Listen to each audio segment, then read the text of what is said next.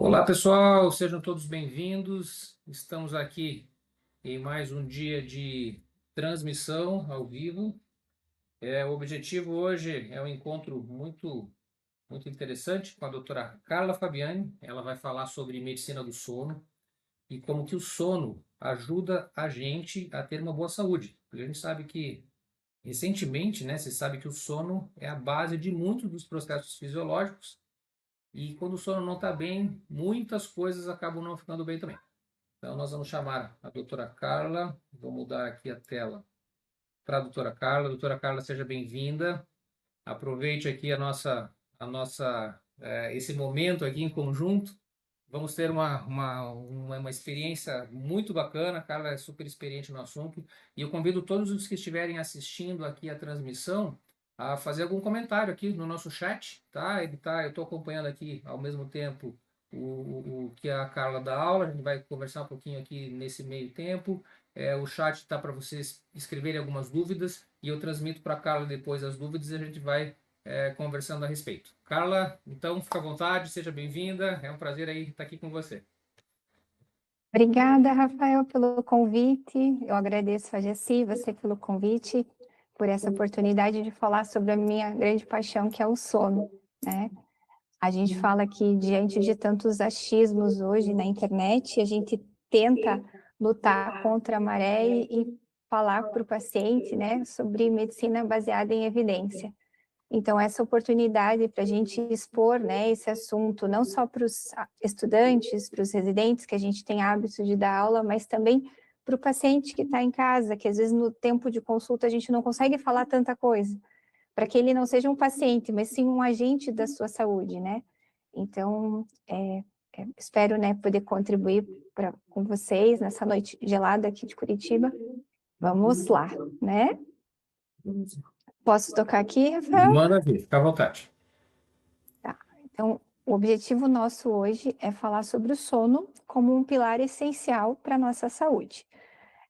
Para quem não me conhece, então eu sou a Carla, eu sou otorrinolaringologista formada pela Faculdade Evangélica. Eu fiz residência de otorrinolaringologia e depois me especializei, né? Tenho o título de especialista em medicina do sono, que é a minha área de abrangência hoje. Eu atendo a parte de otorrino também, mas hoje o sono é a grande abordagem que eu tenho, é o que mais estudo hoje em dia, tá? Qualquer dúvida, por favor, como o Rafael falou, podem mandar no chat, a gente vai interagindo, é para ser uma aula bem dinâmica, tá? Deixa eu passar aqui, então, só um instantinho. Quando a gente fala do sono, é importante lembrar dos 6 pilares da medicina do estilo de vida. O Rafael e a Jessi, eles trabalham há muitos anos com isso, são referências nessa área no Brasil, né? Sobre medicina do estilo de vida, e a gente fala que é uma abordagem bem global para a saúde, né? Foca em 6 áreas-chaves que, quando bem feitas, a gente pode prevenir, tratar e até reverter doenças crônicas, isso com embasamento científico.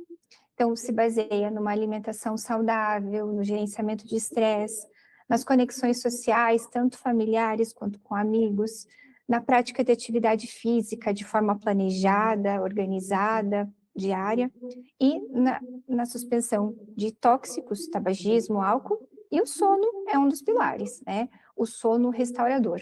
Então, quando a gente fala, quando essas 6 coisas não estão bem alinhadas, a gente tem maior propensão a doenças crônicas. E para a gente construir um caminho sólido para uma saúde duradoura e um bem-estar integral, é importante que isso tudo esteja muito bem alinhado. Por que esse tema de sono é tão importante? Porque a gente pergunta assim, você realmente está dormindo bem?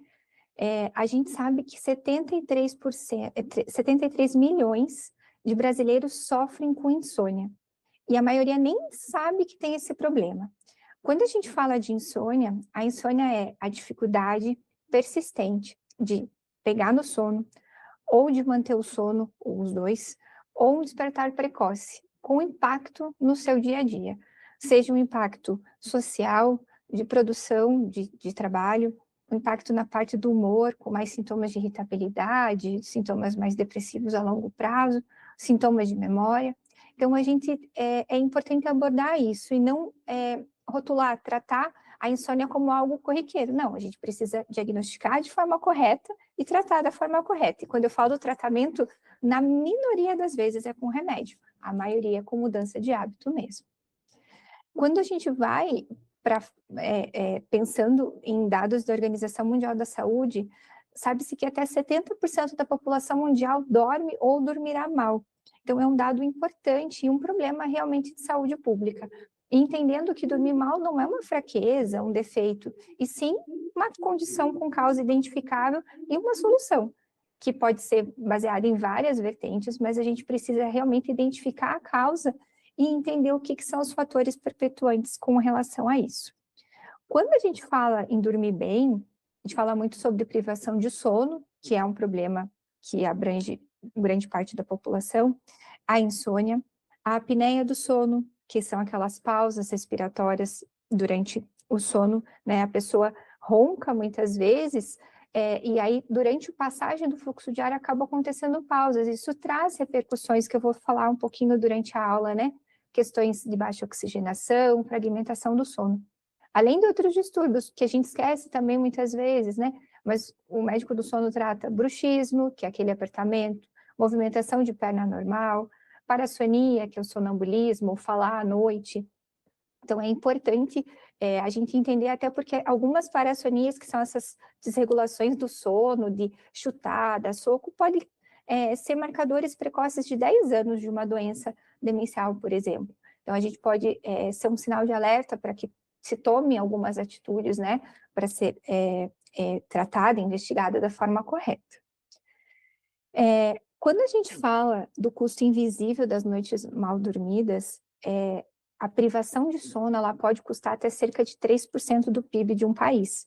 Quando a gente fala a nível de Brasil, se traz esses dados, né, para a nossa realidade, isso pode girar em torno de 282 bilhões perdidos por ano.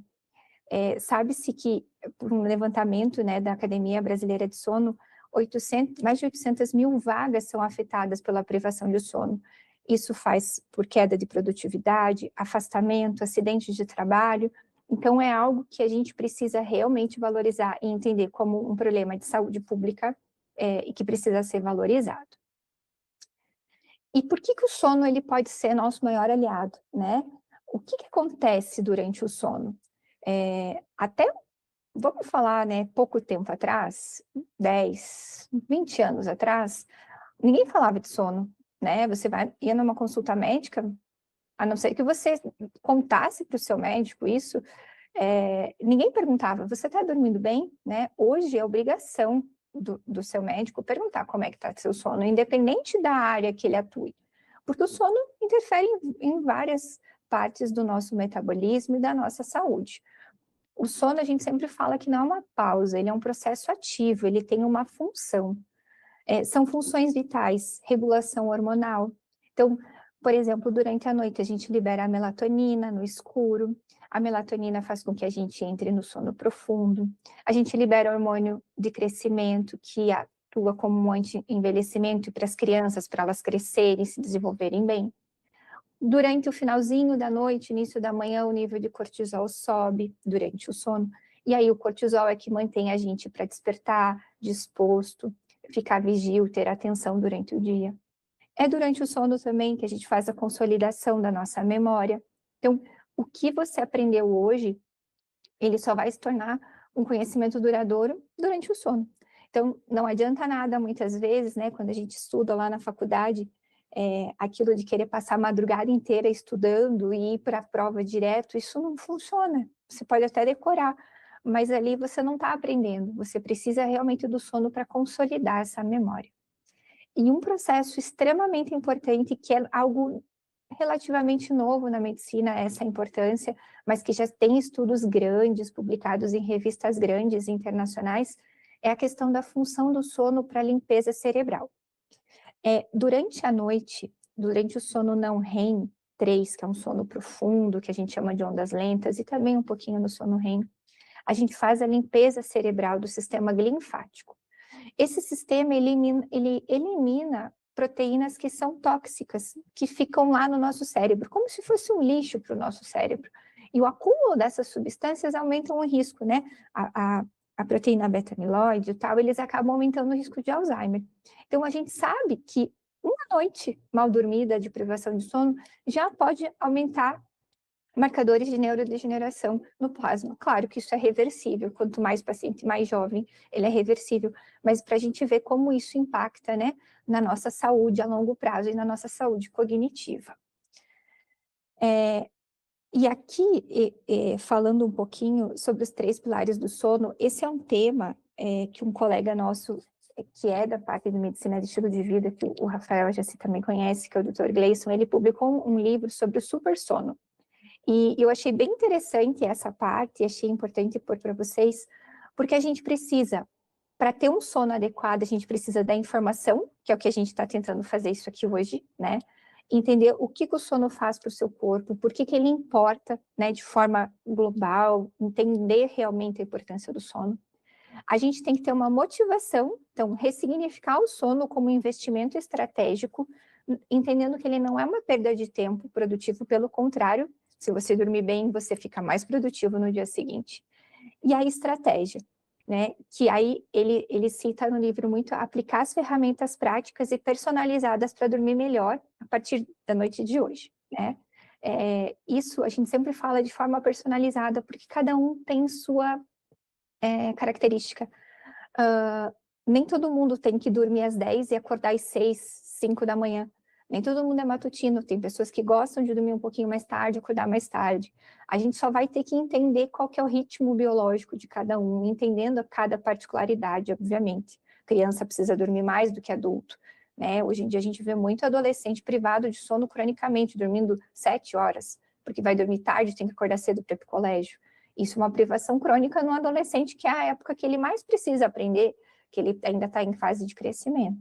Então, a gente tem que estabelecer esses 3 pilares, né? A informação, a motivação e ter uma estratégia para mudar. Não deixar para o amanhã, né? Fazer já hoje pequenas intervenções para que isso se sustente ao longo dos dias, para que isso se torne um hábito ao longo dos meses e até, né, para a sua vida no geral.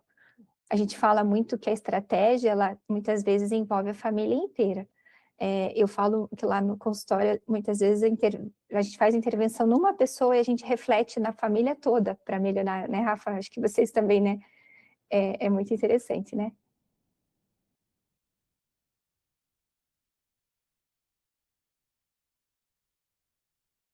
Para o bem ou para o mal, né?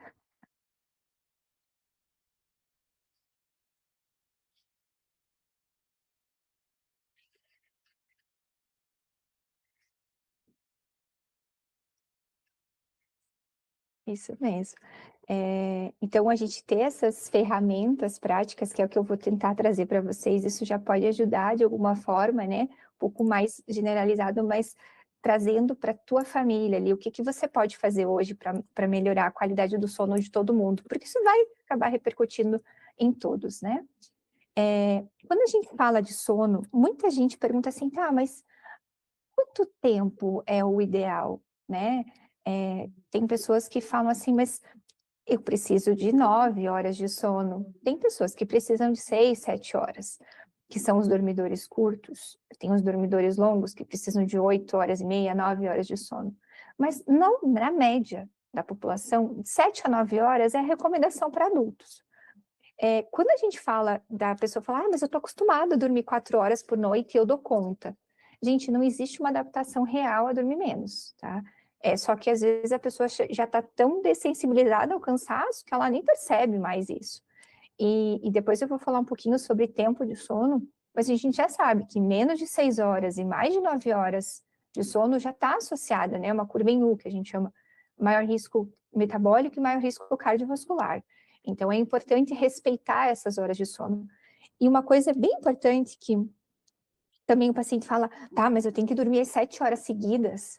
É, eu não tenho um sono bom se eu acordar e vou no banheiro uma vez e volto e durmo rapidinho. Não tem problema, gente. É comum, ainda mais quando a gente vai envelhecendo, ou dependendo da nossa ingestão de água, ou até de algum remédio que a gente toma, despertar uma vez à noite, eventualmente vai no banheiro, ou às vezes o ombro dói, o quadril dói, movimenta um pouquinho. O que não pode, né? É despertar várias vezes à noite. Não pode ter a questão de ir no banheiro e voltar lá e demorar 1 hora para voltar a dormir. Isso que é o problema, tá? Mas acordar uma vez, tá tudo bem, porque a gente faz ciclos de sono. Então, tem horas que a gente está num sono mais leve, então às vezes a vontadezinha de ir no banheiro, a bexiga tá cheia, a gente acaba despertando, mas tá tudo bem. O que a gente precisa é tentar fazer essa janela de sono real, né? Dormir ali entre 7 e 8 horas de forma adequada, mesmo que tenha uma interrupção, mas que a gente acorde bem. Essa que é a questão. O segredo, né, maior é, você precisa perceber qual a quantidade de horas suficiente para que você acorde com a sensação que você teve um sono reparador.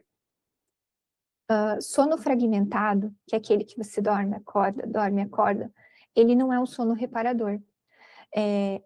As fases do sono, como eu comentei, de sono profundo, sono REM, eles precisam se completar. E aqui entra muito a questão do sono profundo. Quando a gente fala sono profundo, a gente tem 2 tipos de sono profundo, o não REM 3 e o REM. Os 2 são importantes e a gente faz de 4 a 6 ciclos desse sono durante a noite. E eles precisam acontecer de forma adequada. Quando a gente está lá no finalzinho da manhã e superficializa o sono, quando a gente termina uma da fase de sono profundo e a gente desperta, aquele horário é o ideal para a gente sair da cama. Não tentar pôr na soneca e tentar dormir mais um pouquinho e acaba emendando um outro REM, e aí você desperta no susto do despertador e você fica com aquela sensação que não dormiu tudo. Então a gente organiza melhor respeitando a janela de sono e as fases do sono. Outra coisa que sempre é perguntado em aula é sobre a dívida do sono. Mas eu durmo pouco durante a semana, mas no final de semana eu compenso. Não existe isso, tá? A gente não compensa o déficit acumulado durante a semana de trabalho. Então não adianta cochilar mais no final de semana, dormir 12 horas, não vai compensar. A gente precisa tentar organizar a semana para que a gente consiga dormir a nossa quantidade de horas ideal. E quando eu falo isso, eu sei que é difícil, gente, conciliar trabalho, estudo, casa, muita gente faz os serviços domésticos ainda, além de cuidar de filho, tarefa dos filhos, mas tem que lembrar que o sono tem que ser uma prioridade. Esses dias eu falei para uma paciente, falei, deixa a louça lá, mas vai dormir, porque o importante é você valorizar seu sono, isso é inegociável, né? E as coisas vão se ajeitando, deixa para organizar a casa no dia seguinte, mas não perder hora de sono de forma alguma. E aí, falando um pouquinho sobre sono e desempenho, né? O que a ciência diz sobre isso? O que acontece com a mente da gente, com a nossa carreira, quando o sono é negligenciado? Uma noite mal dormida, ela já muda tudo, né? A gente fala que a privação do sono, ela afeta diretamente as funções mais críticas de qualquer profissional, seja a área que você tiver. Se você for um cirurgião, se você tiver... Hoje eu atendo muito advogado, área da justiça, assim, por privação de sono e um sono de qualidade ruim. A atenção e a concentração são afetadas com uma noite mal dormida.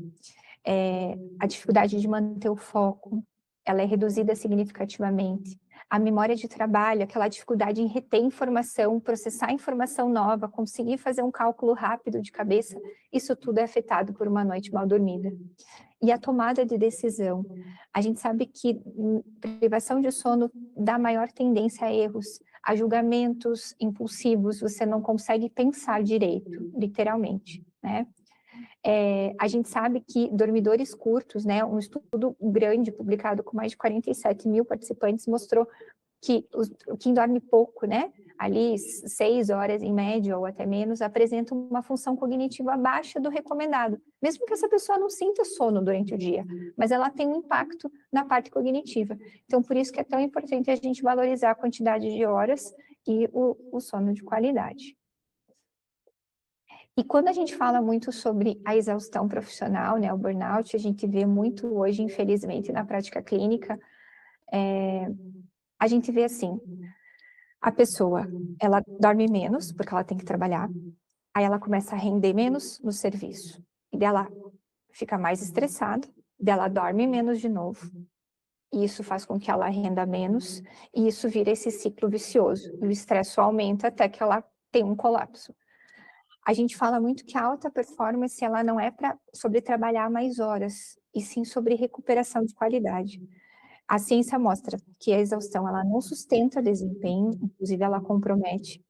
E os recordes de afastamento por saúde mental hoje no Brasil, elas estão diretamente ligadas à privação crônica de sono. Quando a gente vai investigar, né, a questão dos sintomas de depressão e de exaustão profissional, a maioria das pessoas sofrem com problemas relacionados ao sono, sobrecarga, né, de trabalho e repercussão no sono.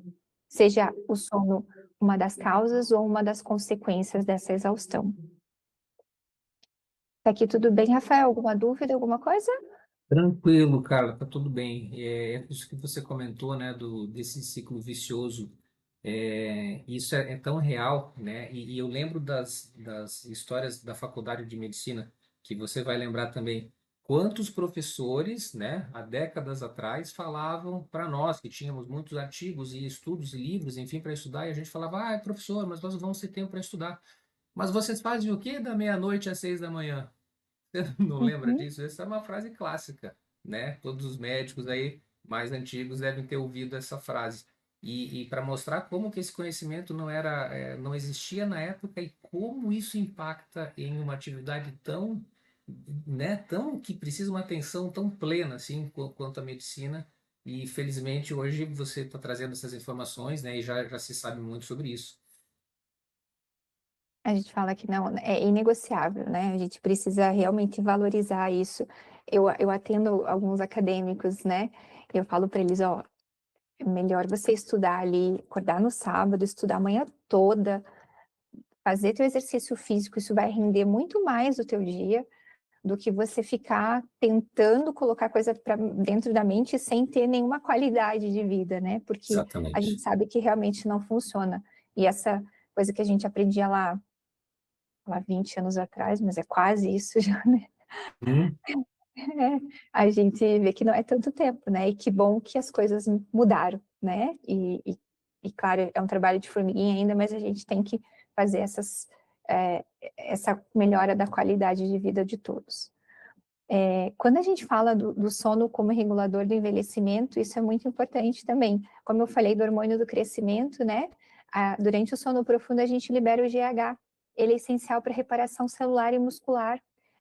A privação do sono ela acelera o envelhecimento biológico, gente. Quando a gente fala disso, a gente está falando de marcador de inflamação, maior risco de câncer, inclusive, porque a gente não dá tempo da célula recuperar de forma correta.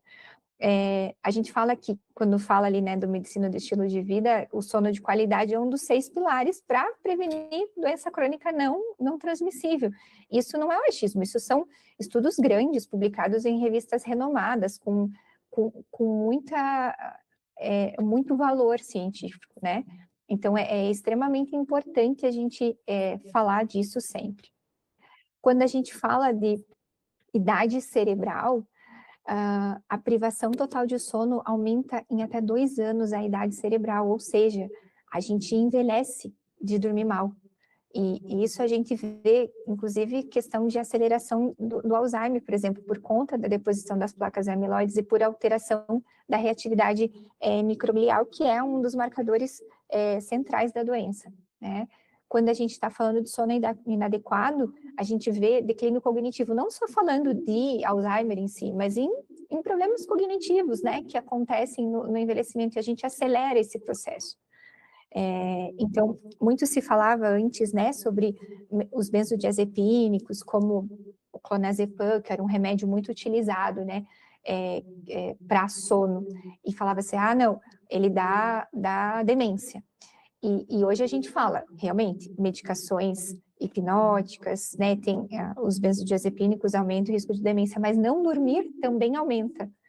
Então, eu sempre falo para o paciente, a gente precisa também, não adianta a gente falar assim, não, a gente não vai tratar só para não te dar o remédio, a gente precisa tratar da forma adequada, mas a gente precisa entender que não dormir já é um fator de risco para isso. Então, é importante esse olhar, né? E essa abordagem ali. E quando eu coloco isso, eu tento sempre pôr as referências de estudo, sabe, gente? Porque, como eu falei, não é achismo, né? É referência científica. Então, a gente tem estudos ali, 2023, 2024, são de revistas, né? O JAMA é uma das revistas mais importantes para a medicina. Então, como é importante a gente cuidar disso, né? E a gente vê a questão dos idosos, orientar a questão hoje, o uso das telas, tudo, independente da idade, como é importante a gente cuidar.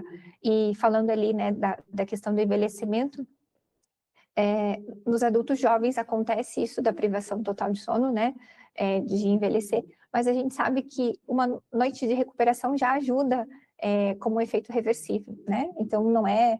Esses dias um paciente veio preocupado, ele falou assim, não, mas eu dormi mal por 10 anos, será que o estrago está feito? Eu falei, não, a gente tem neuroplasticidade, a gente vai ter que orientar, reorganizar, e assim, o que foi feito errado foi feito. O que a gente tem que saber é daqui para frente, né? O que a gente consegue melhorar e entender com os nossos erros, né? Falando um pouquinho sobre sono e saúde metabólica, né? Como que as noites mal dormidas afetam o peso, o coração e o envelhecimento biológico, né? Quando a gente fala em dormir mal engorda, isso é realmente, tá, gente? Literalmente engorda mesmo.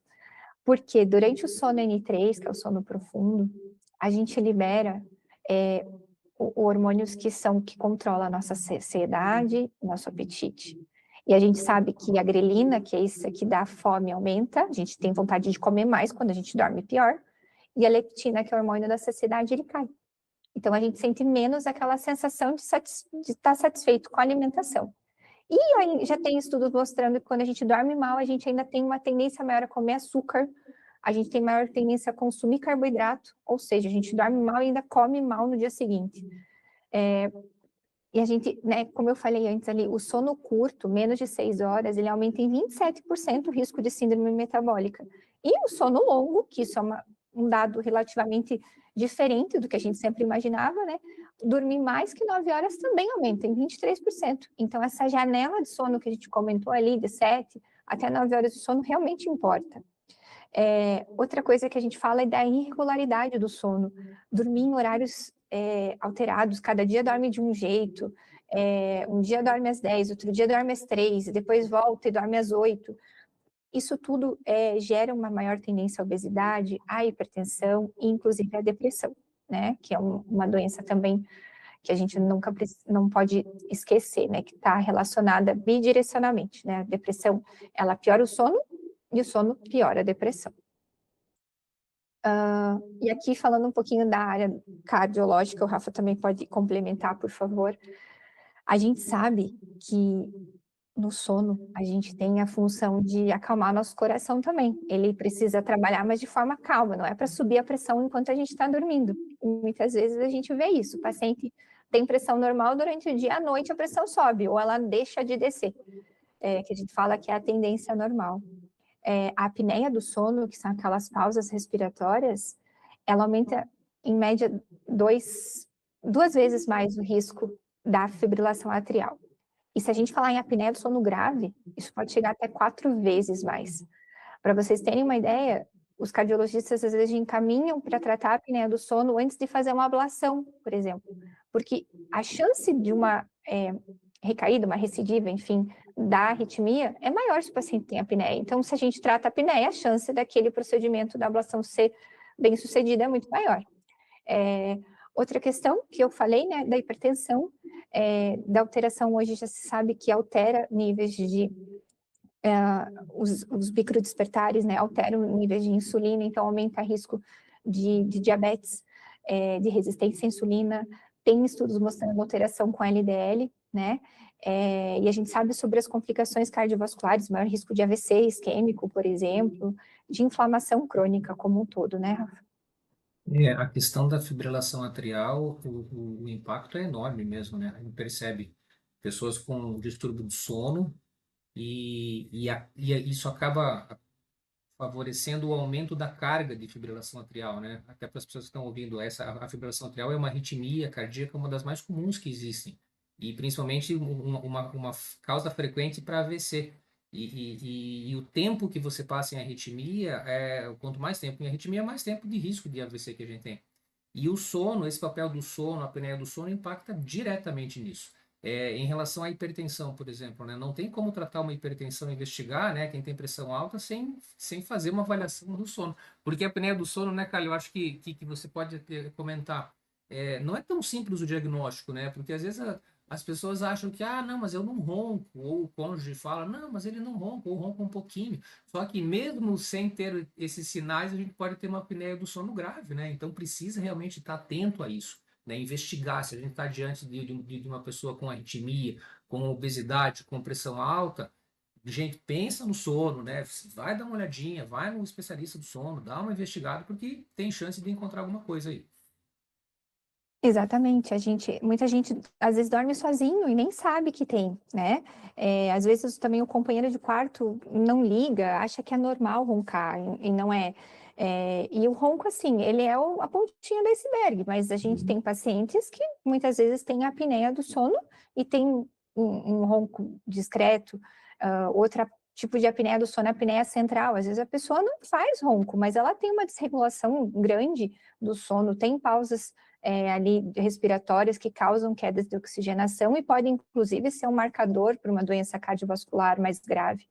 Então, a gente precisa realmente investigar, entender que às vezes o ronco é aquele sinal para você procurar ajuda e investigar, mas lembrar que alteração de pressão, arritmia, obrigatoriamente precisa de uma investigação mais completa. E como que a gente sabe? Não é deixando a outra pessoa olhando, ver se você para de respirar ou não, porque isso não é marcador. Ele pode ser um sinal de alerta, mas ele não é fidedigno. O que a gente fala é fazer a polissonografia, que é aquele exame que monitora toda a tua noite de sono. Lá a gente vai conseguir ver que tipo de apneia que você tem, porque vai ter uma cinta que vai dizer se você está se esforçando para respirar ou não, vai ter um sensor no nariz dizendo se o fluxo de ar está passando ou não. Então, esse exame é o que realmente separa, né, um ronco de um sono normal, de uma apneia leve, moderada ou grave. Uma coisa importante também, falando do sono, é entender como é que é o teu ritmo biológico, né? Qual que é o teu cronotipo? Hoje esse assunto é um pouquinho mais falado, assim, é um assunto pouco falado, né, na parte do sono, mas esse autoconhecimento é muito importante para você poder alinhar a tua rotina ao seu ritmo biológico. E como que funciona, né? O ritmo circadiano, na verdade, é seu relógio interno. No cérebro da gente tem um hipotálamo e um núcleo, que é chamado núcleo supraquiasmático. Ele que coordena o nosso reloginho biológico em ciclos de mais ou menos 24 horas. E ele é sincronizado com a luz do sol. Então, por isso que é tão importante quando a gente fala, olha, para quem, principalmente quem tem insônia, eu falo, acorda de manhã, abra bem a janela, se expõe à luz do sol, não fica mexendo no celular na cama, não. Vai para a sala ou abre bem teu quarto, se vai trabalhar de home office, deixa bem aberto. Porque a gente precisa sinalizar ao nosso cérebro que agora, na claridade, é hora de ficar acordado. E que à noite é hora de dormir. Porque na escuridão, a gente consegue liberar a melatonina. E é no escuro mesmo, tá, gente? Eu vou falar ali a luz, filtro de luz azul, filtro de não sei o quê. O que realmente funciona é escuro, né? A gente tem algumas coisas para minimizar, mas a gente sabe que o certo é para você, no teu processo de adormecer, você precisa estar no escurinho realmente. E lembrar que qualquer luz artificial suprime esse processo, até o LEDzinho que a gente fala hoje a gente não usa mais rádio relógio, né? Mas o LED da TV, do despertador ali, ele interfere. Lembrar que, então, durante a noite, no escuro, né, a melatonina sobe, conforme vai passando as horas, na madrugada, começa a baixar a melatonina e o cortisol começa a subir. E aí ele vai preparar o nosso organismo para o dia. E a gente fala que a exposição ao sol durante a manhã é a âncora do ritmo circadiano. Outra coisa importante que, eu não lembro se eu preparei nessa aula, mas, enfim, é tentar fazer as refeições sempre no mesmo horário. Isso também organiza melhor nosso ritmo biológico. O cérebro entende que aquela hora que você está almoçando, opa, então tá, eu sei que é almoço. E isso vai regulando e preparando a gente para a noite, tá? E lembrar das telas à noite que elas provocam, na verdade, uma confusão biológica, porque a luz entra, engana nosso cérebro e acaba atrasando o nosso sono, muitas vezes por horas, né? Esse é o grande defeito da nossa vida, né? Com a invasão dos dispositivos e das telas. E quando a gente está falando, né, de ritmo biológico e de cronotipo, a gente sabe que as pessoas matutinas são aquelas pessoas que têm pico de energia pela manhã. Isso é importante, gente, porque às vezes a pessoa fala para mim, nossa, doutora, de manhã eu estou imprestável, eu não consigo fazer nada.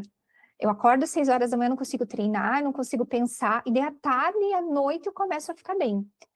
Você não é matutino, então você tem que organizar teu ritmo para que você produza melhor ali na tarde mesmo, que você aproveite que você é um vespertino, né, ou intermediário, mas mais vespertino, e aproveite e colocar atividades que demandem um pouquinho mais de atenção nesse momento. Quem é matutino produz mais de manhã. Eu sou matutina, então eu sempre preferi operar de manhã. Tudo que eu preciso ter muito, né, a minha atividade cerebral muito intensa, né? Eu preciso pensar muito, eu deixo para de manhã cedo. O matutino é uma janela típica de sono entre 10 até as 6 da manhã. E acaba que ele é favorecido pela sociedade moderna. É melhor ser matutino? Não, gente. A gente tem que respeitar a individualidade de cada um. A gente precisa de pessoas vespertinas e pessoas noturnas. A gente tem trabalhos que precisam ser feitos à noite. Então, cada um tem que respeitar, só não dá para tentar forçar, né? Um vespertino que é mais produtivo à noite, que dorme e acorda naturalmente mais tarde, que vai dormir lá 2 da manhã, acorda 10 horas da manhã, não adianta ele querer fazer uma cirurgia às 6 da manhã, não funciona para ele. Isso às vezes eu tenho um paciente que é cirurgião, falei para ele, não adianta você marcar centro cirúrgico cedo, vamos marcar uma. Organiza melhor teu ritmo, não força, porque senão você fica privado, isso gera um estresse no organismo, dá até enjoo, né, gente? Eu falo para essa pessoa específica, eu falei, é que nem eu estar acordando 3 da manhã e querer operar, não funciona bem. Então, é importante a gente respeitar. O intermediário é aquela pessoa que dorme entre 11 meia-noite e acorda às 8, é mais ou menos a nossa população em geral, assim. Mas entender isso é importante. O ruim é que o vespertino muitas vezes é penalizado por horários mais rígidos, né? Nossa sociedade às vezes impõe que acorde cedo. As crianças não, mas adolescentes, né? Eles têm um atraso de fase, eles dormem mais tarde, acordam um pouco mais tarde, porque faz parte da adolescência. E aí acaba tendo que acordar muito cedo e ficando privado de sono. Cara, deixa eu aproveitar esse cronotipo que você falou, porque existe algum marcador clínico disso, ou é mais pelo histórico clínico, pela conversa, que a gente consegue perceber as nuances, as necessidades de cada um, ou se existem como dosar isso, né? As pessoas gostariam de saber esse tipo de detalhe. Olha, o cronotipo a gente faz, na verdade, por uma entrevista clínica. São perguntas direcionadas e a gente vai vendo realmente com o hábito de cada um. Existem alguns protocolos dosando cortisol, mas o grau de evidência é muito baixo para justificar uma dosagem de cortisol salivar, que nem a gente vê disponível ainda, né? De manhã, à tarde e à noite. A gente acaba não pedindo de rotina. A gente dosa, às vezes, o cortisol pela manhã para entender se esse paciente, às vezes, ele está num estresse tão grande que ele já entrou em fadiga adrenal e tem que investigar melhor. Mas dosar, não sei se, né, Rafael, até complemente, por favor, mas não digamos assim, recomendado, devido a baixa grau de evidência científica, ficar dosando, por exemplo, o cortisol. Então, a entrevista, a anamnese completa, ela é muito melhor Acaba sendo mais para... importante, né? A anamnese mesmo. É, o que a gente já viu é que existem alguns marcadores, alguns, por exemplo, algumas avaliações genéticas que você identifica os genes de predisposição.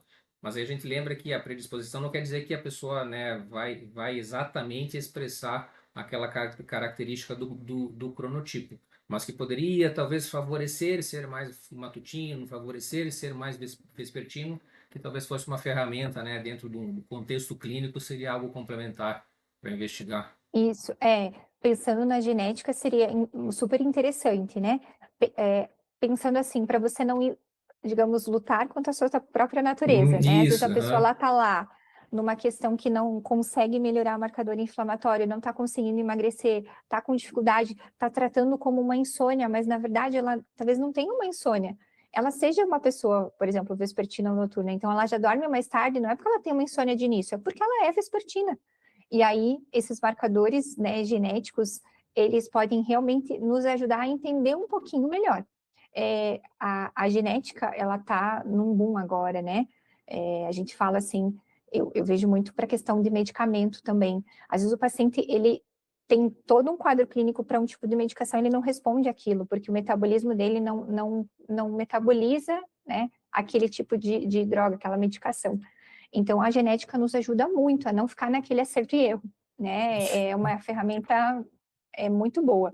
E pensando assim, em tratamento individualizado, é bem interessante essa ferramenta, Quando a assim. gente quer acertar, né, digamos, nesse contexto de medicina de precisão personalizada, né, entender como você explicou o cronotipo, é extremamente importante entender isso, né, porque as regras apesar de nós termos, obviamente, condutas, evidências que vale para todo mundo de uma forma geral, mas a gente individualizar em relação a isso é fundamental. E aí o cronotipo faz parte, né, até você para você planejar mudanças, correções do estilo de vida, ajustes, né, da alimentação, do horário, tem que entender o cronotipo, né? A Jaci comentou agora Ajustar até quando treinar, por exemplo, né? Que horário que você vai isso. treinar, né? Tem pessoas, por exemplo, né, falando do treino, que respondem muito bem a um treino de manhã cedo, né? Encaixa assim na rotina de vida e vai bem.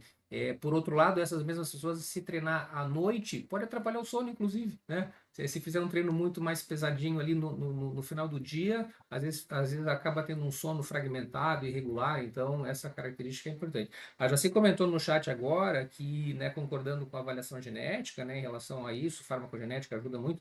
E ela comentou, como você falou, que o cortisol acaba não tendo muita validação mesmo, né, para esse perfil.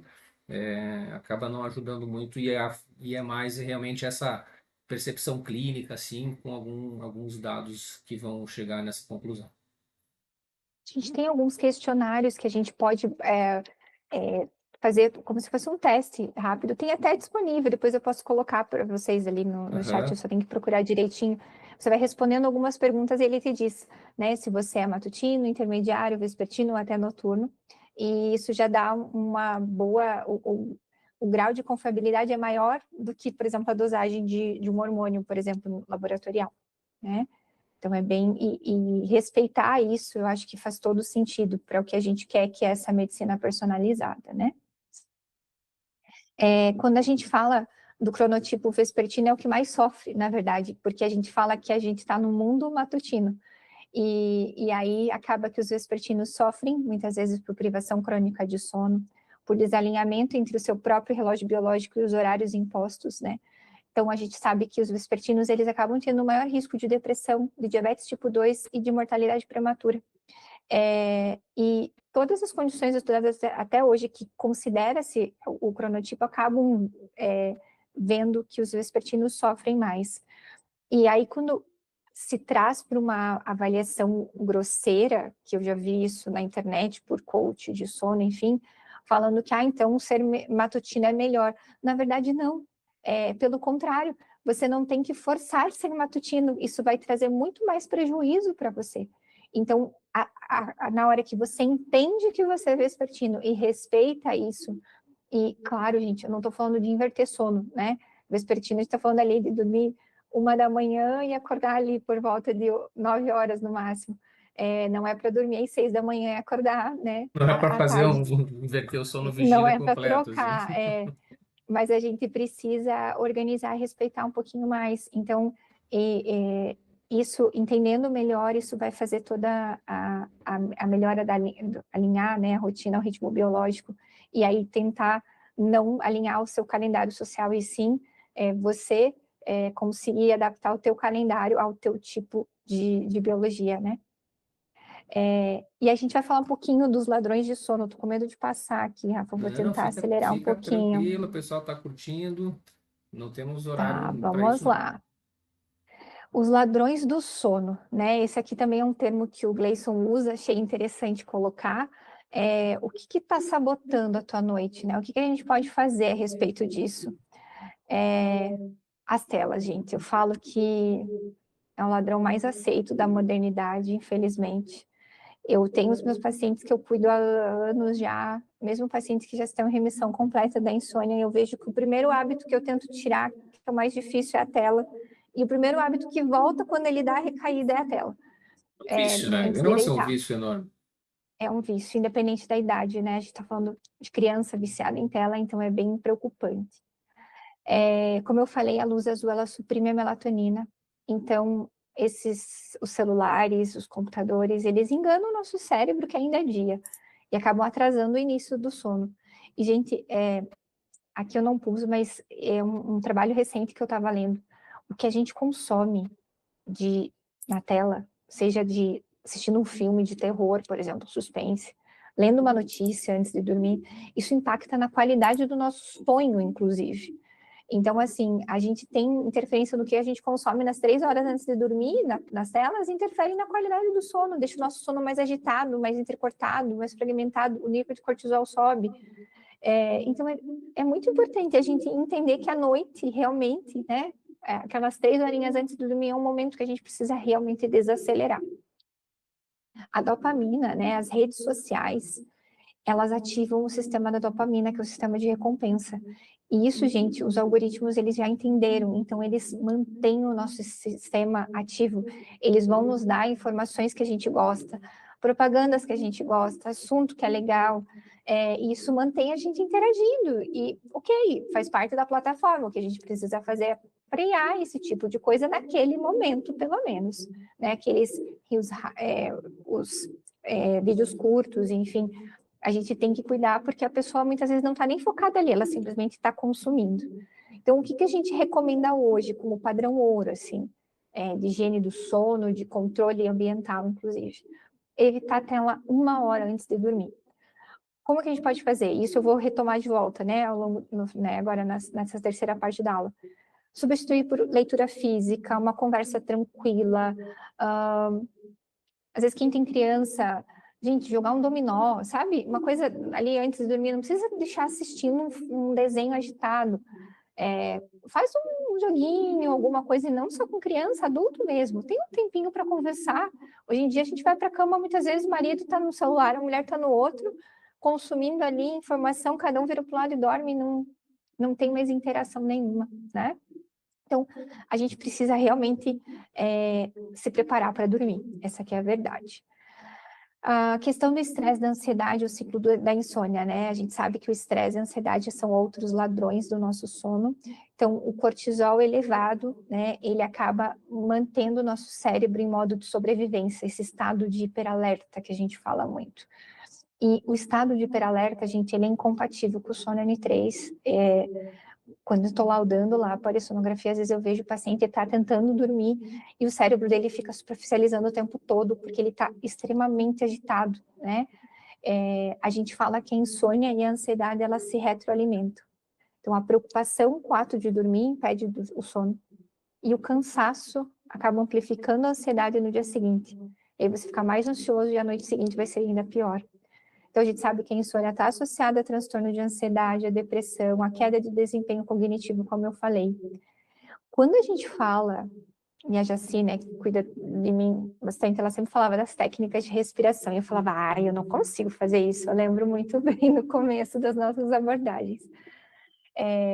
Mas as técnicas de respiração, gente, não é um achar, não é simplesmente você parar. Isso não é dica de bem-estar, isso, a respiração diafragmática, a meditação mesmo guiada, ela tem eficácia comprovada.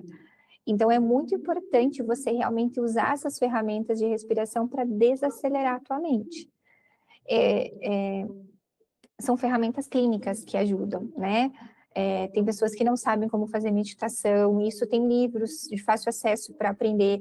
Às vezes você não quer começar com uma meditação, né, completa, assim, mas pelo menos parar um tempinho para respirar, se reconectar com você mesmo, com aquele momento presente, é muito, muito importante. Técnicas de respiração hoje são validadas, né, pelas sociedades, várias sociedades médicas de cardiologia, né, principalmente sobre ela, para o tratamento da hipertensão, né? Então, assim, essas técnicas respiratórias, fazer uma respiração, um exemplo simples seria aquela respiração quadrada, né, onde você inspira em 3 a 4 segundos, retém pelo mesmo tempo, solta pelo mesmo tempo e fica sem ar no pulmão. E sabe que eu costumo fazer isso no consultório, né, os pacientes hipertensos, assim, né, tentar ensinar essa técnica aí no consultório para começar a regular a pressão arterial e a gente sabe que desencadeia um benefício em vários sistemas, né, incluindo, né, na questão do sono, que é o tema de hoje, mas na questão da ansiedade e na questão dos outros elementos. Então, fica essa dica aí que a doutora Carla trouxe para a gente explorar essas ferramentas simples, rápidas, 2 minutinhos que você faz, já começa a ter um impacto, né? E vai criando o hábito disso. E a gente fala assim, ai, eu já escutei assim, ai, mas eu não tenho tempo de fazer isso. Eu falo, gente, mas 2 minutos. assim, são 2 minutos, exatamente. 2 minutos que você para, isso rende às vezes a tua tarde. É muito importante, às vezes, você parar um pouquinho e, né, respirar, se acalmar, poder tocar teu dia, né, para que fique tudo bem. Uma outra coisa que as pessoas perguntam é sobre o ambiente. Qual que é o quarto ideal para você dormir? Se fala muito que a temperatura ideal é entre 18 e 21 graus, tá? Essa é a faixa ideal para o sono profundo. Os ambientes mais quentes, eles fragmentam os ciclos de sono e acabam reduzindo o sono reparador. Outra coisa importante é a escuridão total. Gente, mesmo para criança pequena, assim, não adianta pôr luz vermelha, é escuro, né? Qualquer claridade, mesmo essas que nem eu falei, o LED da televisão, que às vezes tem gente que tem no quarto de stand-by, ele interfere na produção de melatonina, na qualidade do sono. Um estudo recente mostrou que a questão da luminosidade, ela fragmenta muito mais o sono. Então, a gente precisa realmente valorizar, né? E quando eu falo em escuridão, assim, é quarto escuro, blackout, janela fechadinha, porta fechada, para que realmente aquele ambiente fique ok. O que às vezes as pessoas perguntam, tá, mas daí eu não vou saber que horas que tá amanhecendo, né? E é legal sentir aqueles, né, o sol nascendo, tudo. Então, no mundo ideal, quem tem recurso é pôr a cortina para ela programar para começar iluminando. Eu falo que na prática, né, da nossa vida diária, quem não tem esse tipo de tecnologia, por exemplo, para o filho, acorda, ele tem que acordar ali dali uma meia hora, 40 minutos, vai lá, abre um pouquinho a cortina, deixa um sozinho, não precisa escancarar a janela, né, gente? Mas abre um pouquinho, só para entrar uma luminosidade de manhã. Faz com que isso seja mais tranquilo, ou deixa, de repente, a porta do banheiro, às vezes do teu quarto um pouquinho aberta, que da hora que entra aquela luminosidade, você já entendeu que é a hora de acordar, né, quando você está superficializando o sono. Mas à noite é super importante deixar bem escurinho. Travesseiro. Também já é motivo de muita conversa, é um tema de pergunta. Qual que é o travesseiro ideal? Gente, o travesseiro que você se sente mais confortável, tá? De lado, a gente fala que tem que ser da altura do ombro, né, para você ficar numa postura correta, para alinhar a coluna. De barriga para cima, ele tem que ter uma firmeza média, para você também não ficar com a cabeça toda afundada, senão você acaba empurrando lá para trás, acaba a tua língua caindo, né, e fazendo maior risco de apneia, por exemplo. E de bruço, que não é uma posição tão boa para dormir, mas tem gente que gosta, deixar o modelo mais baixinho, mais macio, para que fique confortável. Qual que é a posição melhor para dormir? É deitado de lado para o lado esquerdo. Nem todo mundo consegue. Quem tem desvio do septo, por exemplo, né, para esse lado, para o lado direito, por exemplo, não vai conseguir ficar dormindo para o lado esquerdo. Mas a gente fala que, pensando na parte de sono, o lado esquerdo é o melhor, tá? A gente brinca que o dermato prefere que durma de barriga para cima para não ter ruga, e assim vai, né? Não tem como Vascular com a agradar todo perna para mundo, né? cima. Eu falei esses dias para a paciente, falei, olha, dermato faz botox depois, mas oxigenação eu não posso trabalhar de barriga para cima, não. Vamos dormir de lado que é mais Tem seguro. também na cardiologia assim, ó, o vascular fala para deixar a perna para cima também para melhorar o retorno venoso. Aí o cardiologista fala para ficar com o travesseiro bem erguido por conta da insuficiência cardíaca, né? Daí ele fica lá curvado, Fica no aí sanfoninho. fica uma sanfona. Uhum. Não tem como acertar. Mas a gente fala que vai adaptando ali, mas o travesseiro, realmente a gente fala que é o que fica. Dormir sem travesseiro não é adequado, tá, gente? Que também às vezes tem paciente que fala, né, que dorme lá, não é bom tanto para a coluna quanto para a posição da via aérea, né? Para segurança de via aérea, o lado esquerdo realmente é melhor. Uma outra coisa que eu quis trazer para vocês é sobre o sono como uma habilidade que pode ser treinada, né? Então, antes de dormir, como a gente falou do ritual de desaceleração mental, preparar o ambiente, gente. Do mesma forma que para a gente treinar, a gente precisa pôr um tênis, pôr uma roupa adequada, fazer um aquecimento, não dá para sair correndo 10 km sem aquecer um pouco o corpo, no sono é a mesma coisa. Então, a gente precisa preparar a temperatura, a luz, o travesseiro. Muita gente fala que durante a noite deita e a cabeça começa um turbilhão de ideias, muitos pensamentos, né, intrusão de pensamentos. Importante ter um diário, um bloquinho do lado da cama, escreve o que você tem para fazer ali, até um momento antes, na verdade, antes de ir para a cama, né? Melhor. Organiza a tua agenda do dia seguinte ali, rapidinho no papel, não na tela. Ou se você está com algum problema, anota, porque o teu cérebro entende que aquela informação foi armazenada, ele não vai ficar retomando tanto isso durante a noite, vai te ajudar a dormir melhor. E aí, depois que você dormiu, você acordou, se expor à luz solar pela manhã, se manter hidratado, fazer uma movimentação, um alongamento logo depois que acorda, e lembrar da ancoragem do ritmo circadiano pelo horário consistente, que é o que a gente comentou.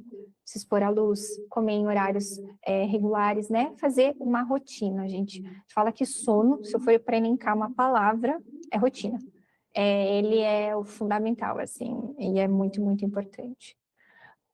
Quando a gente fala de criar seu ritual de sono, a gente fala muito que o cérebro, né, ele aprende por associação. Do mesmo jeito que a gente ensina a criança a dormir, né, e vai fazendo o ritual sempre quando ele é pequenininho, o adulto também pode fazer isso, né? O idoso, a gente não tem, a gente tem como melhorar, né? Um ritual consistente, ele sinaliza que é hora de dormir e prepara todo o organismo para a transição. Teve um dia que um paciente falou assim, não, mas eu uso a lavanda e me faz dormir.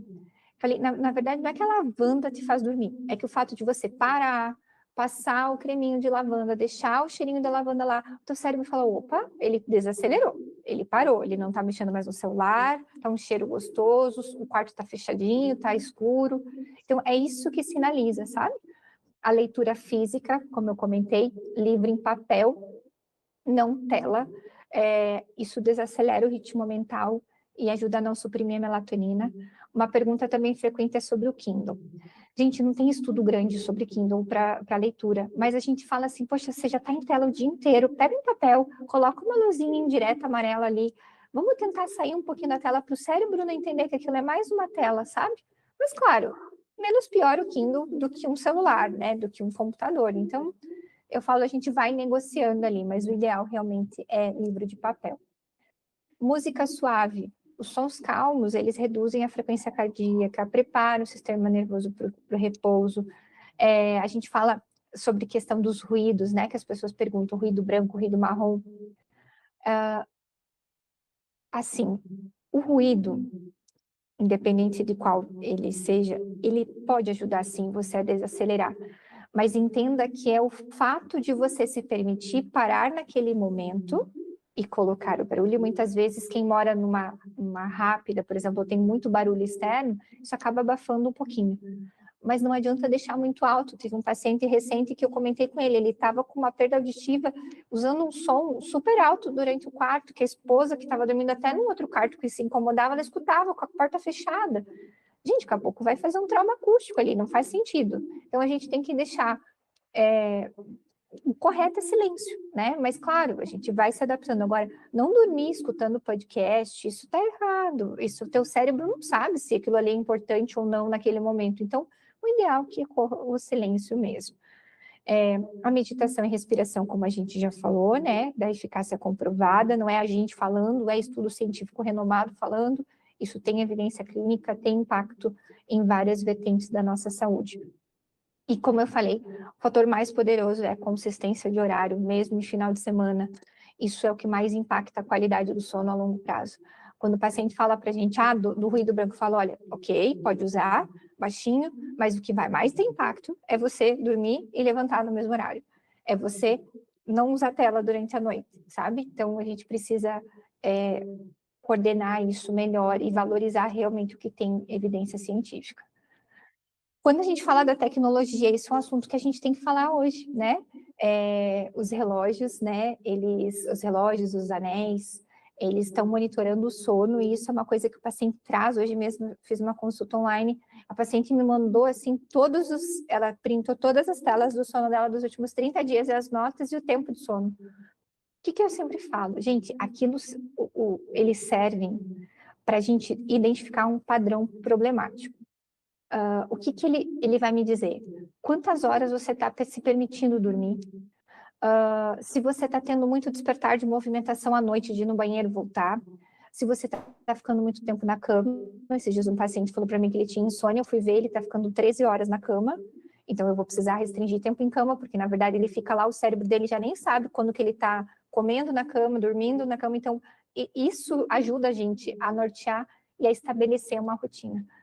Os dispositivos, por mais modernos que eles sejam, e eu acredito que isso esteja melhorando absurdamente, gente. Então, talvez daqui 2 anos eu já tenha uma fala diferente com relação a isso. Mas ainda a gente não consegue dizer se é REM, não REM, é sono profundo ou não, exatamente com o dispositivo. Mas o que que ele ajuda? Ele vê variação de frequência cardíaca, variação de frequência respiratória, então ele pode ser um aliado. Alguns estão vendo questão de oxigenação, gente. Quando o paciente procura, fala, olha, doutor, eu vim porque minha oxigenação no relógio baixou. Isso é para isso que ele serve. Ele não serve para diagnóstico, ele serve para uma triagem, para um alerta. Então, é bem-vindo, sim. Eu não vou contra, eu só falo assim, a gente tem que cuidar, né, com a hipervigilância. Esse monitoramento excessivo, ele pode gerar ansiedade sobre o próprio sono. A gente fala que a ferramenta, a tecnologia, ela tem que ser uma ferramenta de apoio, mas ela não pode ser uma ferramenta de obsessão, uma fonte de obsessão com relação a isso. Pessoas que são muito controladoras, elas querem controlar o sono de toda forma, e isso não é controlável, a gente tem que tornar isso mais natural. Então, usar o dispositivo sim, mas entendendo muito a tua percepção, não exatamente o que o relógio diz. Teve um paciente recente também que ele entrou no CPAP e ele falou, nossa, eu melhorei absurdamente, eu tô me sentindo melhor, eu tô conseguindo treinar, não tô cochilando à tarde, minha memória melhorou, minha esposa falou que eu tô menos irritado, mas o meu relógio disse que eu não tô entrando no sono profundo. Eu falei, vamos tirar o relógio um pouquinho, vamos aproveitar essa fase boa, depois a gente vai monitorar de volta, se a gente ficar na dúvida, a gente faz uma polissono com o CPAP, mas é só para entender que o que mais importa é a tua percepção. O relógio, o anel, ele é um ajudante. Ele pode ser até um treinador de sono, muitas vezes para te avisar assim, olha, é hora de dormir, para de mexer na tela. Isso sim, ele é muito bem-vindo. Mas ele não pode ser o teu... que você fique o tempo inteiro supervisionando e cuidando para que isso não te gere mais ansiedade. Perfeito, eu concordo com você e até falando assim desses wearables na cardiologia, né? Eles começaram como monitor de batimentos e depois evoluíram os algoritmos para diagnóstico de arritmia e hoje ele dá o diagnóstico, o software, né? Os algoritmos eles estão validados para diagnóstico de fibrilação atrial, por exemplo, podendo até mudar a conduta, mas desde que validado por um médico. Então, né, e isso está bem claro, assim, ele dá isso, tem 99% de chance de ser uma fibrilação atrial, mostra para o seu médico, daí o médico olha, beleza, é uma fibrilação atrial, e aí valida. E um comentário que eu vi sobre os vestíveis em relação ao sono, não é um trabalho científico propriamente dito, mas um comentário de uma pessoa que fez vários ele colocou todos os vestíveis, todos os relógios, o Whoop, relógio da Apple, colocou um Samsung, colocou um Garmin, enfim, fez ali um combinado e tentou entender como que eles se conversavam entre si. Em resumo, assim, porque acho que pode ser interessante. Eles concordaram em tempo de sono, tempo de vigília, né? Frequência cardíaca, uma variação da frequência cardíaca, mas eles discordaram de forma bem expressiva no que você falou em relação às fases do sono. Né? O que era sono profundo, o que era sono superficial, divergiram bastante. Então, valida isso que você falou agora, né? A gente não tem como entender as fases do sono pelos dispositivos, serve como um norte, né? Como uma ideia, eu vejo também de forma favorável esses vestíveis, porque quando a gente está monitorando, a gente dá mais atenção, e se nós damos atenção para algum elemento, a gente começa a querer cuidar dele. Né? Só por isso Exatamente. talvez vale, né? Só pelo fato de você perceber como é que eu dormi. Pronto, colocou atenção no sono. Mas então a nota do sono não foi tão boa, né? Então eu vou tentar fazer isso. Por isso ele já é uma ferramenta, né, para ajudar na nossa saúde em relação a isso. Mas o diagnóstico é isso, tem que ser bem feito, tem que entender o contexto, usar aparelhos adequados para diagnóstico e conduta médica, né? Isso. E usar ele como algo para te ajudar, para te treinar, eu acho que é muito legal. O meu já aconteceu e eu uso e acho interessante, já usei, já teve, eu tenho da Apple e do Garmin, né? de ter levantado. O meu filho estava com tosse, eu levantei, peguei xarope, voltei, e ele disse para mim que a noite tinha sido excelente. Assim, eu fiquei desperta mais de 15 minutos, com crianças Aham. tossindo, enfim. Então, assim, né, a gente tem os questionamentos. Mas já me ajudou, por exemplo, ele, olha, teu sono não foi tão bom, mas você não treinou hoje, você estava treinando e você dormiu melhor. E essa vez que você não treinou foi pior. Eu falei, não, amanhã eu vou treinar, Certo. Fez uma né, para lembrancinha, fazer tudo ó. certinho. Aham, Então, legal. em educador, ele é muito bem-vindo. Né? A gente fala que para treinador de sono, educador, isso é bem, bem legal. Outra coisa que eles fazem, por exemplo, vou falar do Garmin, que é o que eu estou usando mais, eu coloco lá, né, meu tempo de sono, que é, enfim, 7h30, 8, e daí, a partir do determinado horário, ele acende uma luzinha, como se ele fosse uma luz que me entendesse que está na hora de eu acordar. Então, eventualmente, se eu desperto por algum motivo, dói o ombro, enfim, e o quarto está todo escuro, eu volto a dormir, não vou mexer em celular para ver que horas são. Agora, se acontece de eu me virar e o relógio ele já está aceso, eu falo, já está na hora de eu levantar, nem vou precisar do despertador. E isso funciona muito melhor, a gente fica Legal. bem menos cansado. Então, é uma coisa que, assim, é muito bem-vinda, né? Como treinador de sono. Uma coisa que eu acho que se a gente for para resumir assim, já estou terminando a aula, gente, 5 mudanças de alto impacto para o nosso sono, né? Horário fixo de dormir e acordar no mesmo horário todos os dias, inclusive nos finais de semana, se possível. Luz solar pela manhã, né? A gente fala que 10 minutos de exposição ao sol já ancora toda a parte é uma âncora para o seu ritmo circadiano, melhora o sono noturno. A regra que eu peguei lá do Gleison, do 8-4-3-2-1, a gente fala que limite de cafeína, né? 8 horas antes do horário de dormir, não consumir mais cafeína. Gente, quando eu falo cafeína, não é só café. As pessoas às vezes esquecem, tomam chamate à noite, tomam chimarrão à noite, tomam Coca-Cola à noite. Isso é cafeinado também, é estimulante. Então, evitar, né? Com chocolate também, chocolatinho lá, né? 70%, 90%, ele é estimulante também, então vamos deixar para depois do almoço, quando permitido, mas não à noite. Exercício físico, a gente pede para que o exercício termine pelo menos 3 horas antes do horário de dormir. A gente fala assim, o exercício físico é bem-vindo, mas ele aumenta a temperatura corporal, e a gente precisa de uma temperatura corporal baixa para dormir bem, para entrar no sono profundo. Então, procure fazer o exercício físico mais cedo, respeitando o teu ritmo biológico, as tuas demandas, mas não vale a pena deixar, né, o exercício lá perto do horário de dormir. Claro, às vezes eu tenho pacientes que falam, poxa, doutora, mas o horário do futebol com os meus amigos é 9 da noite.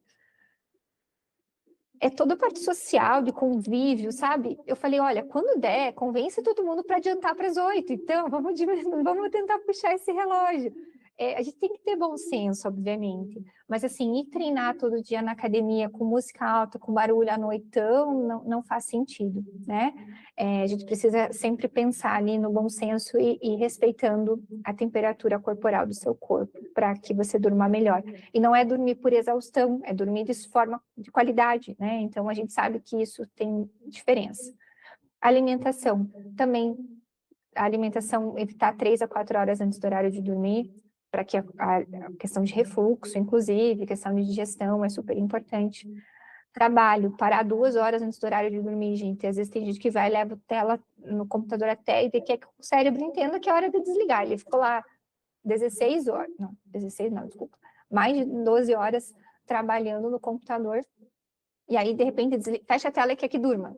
É difícil, o cérebro não consegue. E lembrar das telas do celular, que daí, às vezes, a pessoa sai da tela do computador, toma um banho e ainda pega o celular para pôr a rede social em dia, e aí que a gente sabe que vai roubar mais 1 hora de sono. Então, essa regrinha do 4-3-2-1 acho que é super bem-vinda, assim como regra geral que serve para todo mundo, né? Porque a gente fala às vezes, para de consumir café após às 16. Mas se você for vespertino, a gente pode organizar um pouquinho melhor isso. Então, lembre-se que é 8 horas antes do teu horário de dormir. Tem gente que metaboliza mais rápido a cafeína ou não, mas está trazendo mais para o geral. Ambiente escuro e fresco, como eu já comentei, o ritual de desaceleração também, né? Sinalizando o cérebro que é hora de descansar. passar um creminho, fazer uma oração, respiração, deixar realmente aquele ambiente para o cérebro entender, opa, é hora de dormir.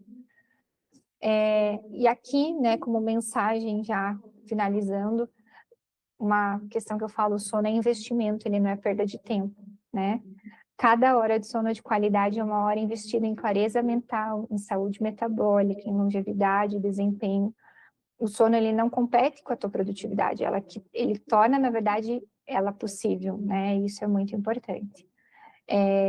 Eu falo sempre assim, lembre-se que o corpo já sabe dormir, isso é algo fisiológico, a gente só precisa colaborar com isso, ou talvez sendo um pouquinho mais grosseira, pode parar de atrapalhar o que ele já sabe, que a biologia já fez pela gente. Aqui estão meus contatos, questão do Instagram, do site. Desculpa, eu acabei me passando um pouquinho ali os minutinhos, mas preparei uma aula curta, mas a gente vai conversando e se empolga, né? É um Mas assunto que eu gosto isso que é muito. bom, né? Assim, essa troca de conversa, assim, essa dinâmica. E, Carla, fantástico. Muito obrigado pelas informações que você trouxe. A gente tem aqui um compilado muito rico, né? Muito rico de informações e a gente sabe que boa parte dos distúrbios do sono é praticamente essa questão de higiene do sono, né? Eu acho que assim, boa parte se corrige com higiene do sono, e claro, tem as patologias, assim, as doenças específicas, que é um leque de doenças intermináveis, né? E aí, claro, o especialista consegue, digamos, investigar, tratar, mas na boa parte das pessoas, fazendo a higiene do sono bem feita, já tem uma melhora bem significativa, né? E aqui a doutora Carla trouxe várias informações, várias aplicabilidades, né, que a gente pode implementar. Então, nossa, é um prazer receber você nesse projeto aqui de trazer informações de saúde para as pessoas, para que as pessoas vivam melhor, para que as pessoas comecem a viver bem, né, a se cuidar um pouquinho mais. E vamos ver se tem alguém aqui algum comentário. Olha, o pessoal aqui comentou parabéns pela aula, né? Maravilhosa, sensacional. Então tá todo mundo gostou. Obrigada, gente. Essa aula fica Obrigada. gravada também, né? Ela fica aí à disposição. Depois, quem acessar esse link também vai poder ter acesso. E obrigado aí, 9 e pouquinho. Obrigado por doar o seu tempo para nós, né? Para todo mundo que está Enfim, é um ouvindo. prazer. É um É um prazer. prazer. Eu falo que divulgar, dividir conhecimento é a melhor coisa. A gente não quer guardar as coisas só pra gente, né? E é uma oportunidade, e eu falo que bom que deu certo também para abrir para mais pessoas, né? Eu fiquei feliz de divulgar com os meus pacientes também, foi muito bacana. Claro, a Obrigada. partir de agora vai ser divulgado, a gente vai até tentar otimizar essa divulgação, porque né, quanto mais pessoas forem atingidas com essas informações, a gente sabe que a gente está contribuindo com a melhora da saúde da população, né? Acho que esse que é o nosso propósito como médicos, né? A gente é médicos, mas também tem um pouquinho de educador em saúde, né? Que a gente quer trazer autoconhecimento, autogestão da saúde, a gente sabe que isso é importante. Então, muito obrigado, Carla. Vou encerrar a transmissão, vai ficar gravado. E, pessoal, obrigado pela presença. Obrigada, Até gente. Boa mais. noite. Até. Prontinho, cara.